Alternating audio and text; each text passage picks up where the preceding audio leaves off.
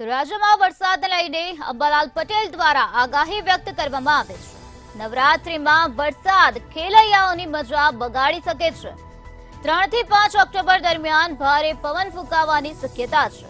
તો મધ્ય દક્ષિણ અને સૌરાષ્ટ્રમાં છૂટાછવાયા વરસાદની આગાહી વ્યક્ત કરવામાં આવે છે। તારીખ 8 થી તારીખ 10 ઓક્ટોબર દક્ષિણ મધ્ય ગુજરાતમાં વરસાદ વરસી શકે છે। તો 10 થી 14 ઓક્ટોબર અરબી સમુદ્રમાં વરસાદી સિસ્ટમ બનશે। વરસાદી સિસ્ટમ ચક્રવાતનું સ્વરૂપ ધારણ કરી શકે છે। તો 28 ઓક્ટોબર સુધી સાયક્લોન ચક્રવાતમાં પરિવર્તિત થઈ શકે છે। ચક્રવાતની અસર સૌરાષ્ટ્ર સહિતના ભાગોમાં રહેશે। આજની તારીખમાં વરસાદની અસર રહેશે। મધ્ય ગુજરાતના ભાગોમાં હજુ ભારે વરસાદ કોક ભાગમાં થશે। વડોદરા અને આણંદ, નડિયાદ વગેરે ભાગોમાં વરસાદની શક્યતા રહેશે। દક્ષિણ ગુજરાતના કેટલાક ભાગોમાં વરસાદની શક્યતા રહેશે। દક્ષિણ સૌરાષ્ટ્રના કેટલાક ભાગોમાં વરસાદની શક્યતા રહેશે। આમ છતાં તડકો કાઢશે અને તડકા વચ્ચે વરસાદી ઝાપટું આવવાની શક્યતા રહેશે।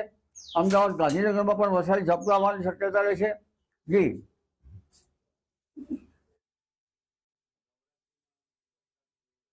નવરાત્રિની શરૂઆતમાં હસ્ત નક્ષત્ર છે, એટલે તારીખ 3 થી 5માં દરિયા કિનારે ભારે પવન ફૂંકાશે અને ક્યાંક હળવો વરસાદ કે છાંટા થઈ શકે। શરૂઆતના નવરાત્રિમાં લગભગ કોઈ મજબૂત સિસ્ટમ જણાતી નથી।